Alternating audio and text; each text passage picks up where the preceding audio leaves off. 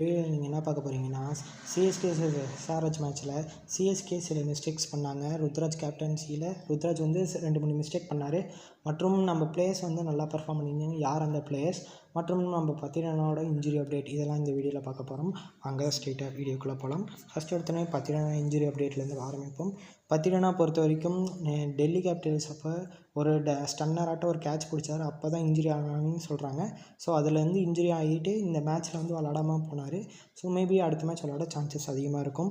So இவர் இல்லாதனால செம ப்ளோவாக இருந்தது. ஏன்னா விக்கெட் டேக்கிங் பவுலர் இல்லாமல் போயிருந்தது பேசர்ஸில். அதுவும் இல்லாமல் ஃபிஷ்ஷு வந்து ஒரு நாள் முன்னாடியே அனௌன்ஸ் பண்ணாங்க வரமாட்டார் அப்படின்னு சொல்லிட்டு. ஸோ 2 பேர் இல்லாதனால நமக்கு வந்து எஸ்ஆர்ஹெச் ஜெயிக்கிற மாதிரி போயிடுச்சு. இல்லைனா நம்ம வந்து கண்ட்ரோல் பண்ணி பவுலிங் போட்டு டக்குன்னு விக்கெட்ஸ் எடுத்திருப்போம்.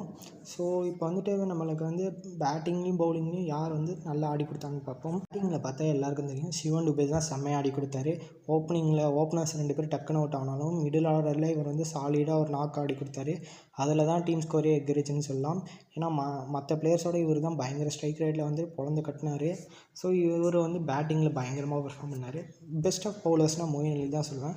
ஸோ இவர் வந்து இம்பார்ட்டண்ட்டாக 2 விக்கெட் எடுத்திருந்தார். ஆனால் மேட்ச் வந்து அவர் முடிச்சே கொடுத்துட்டாரு மார்க்ரம். அதுக்கப்புறம் தான் விக்கெட்டும் வந்துச்சு. ஸோ விக்கெட் எடுத்திருந்தாலும் அந்தளவுக்கு இம்பார்ட்டன்ஸாக இல்லாமல் தான் போயிருந்தது. ஸோ இவரோட மேட்ச் வந்து கன்சிஸ்டண்ட்டாக விளாட வச்சாங்கன்னா நல்லாயிருக்கும். ஏன்னா டேரி மிச்சல் ஃபார்ம் அவுட்டில் தான் இருக்கார். அவருக்கு பதிலாக இவரை ட்ரை பண்ணால் ஒரு பெட்டர் ஆப்ஷனாக இருக்கும். ஸோ இப்போ வந்துட்டு நம்ம என்ன வீக்கெல்லாம் இருந்துச்சு இந்த மேட்ச்சில் வந்து பேட்டர்ஸில் வந்து அஜிங்கியா ரஹானேயும் ஜடேஜாவும் இந்த மேட்ச்சில் வந்து செம்ம ஸ்லோ ஸ்டார்ட் ஆனாங்க.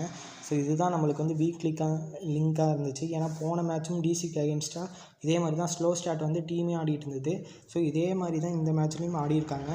ரொம்ப அதிக டாட் பால்ஸ் ஃபேஸ் பண்ணி அதனால தான் நம்மளுக்கு வந்து ரொம்ப ஸ்லோ ஸ்கோராக போக ஆரம்பிச்சிது. ஸோ டக்குன்னு வந்தால் ஹிட்டிங் பண்ண ஆரம்பிக்கல, ரொம்ப பொறுமையாக எடுத்து ஆட ஆரம்பிச்சிட்டாங்க.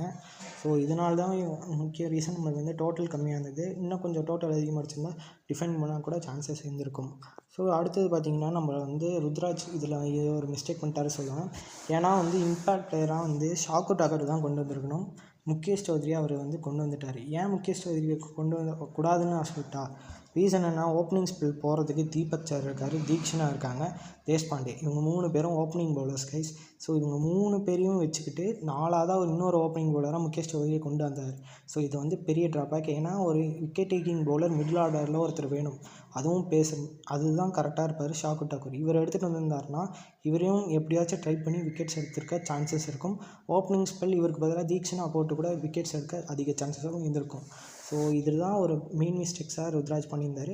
ஸோ இனிமேல் நம்ம பேட்டர்ஸ் வந்து அடுத்த மேட்ச் செம்ம ஃபார்மில் வந்திருந்தால் தான் இனிமேல் வர மேட்சஸ் எல்லாமே ஜெயிக்கிற மாதிரி இருக்கும். ஸோ இப்போ இது வரைக்கும் 4 மேட்ச் தான் முடிஞ்சிருக்கு.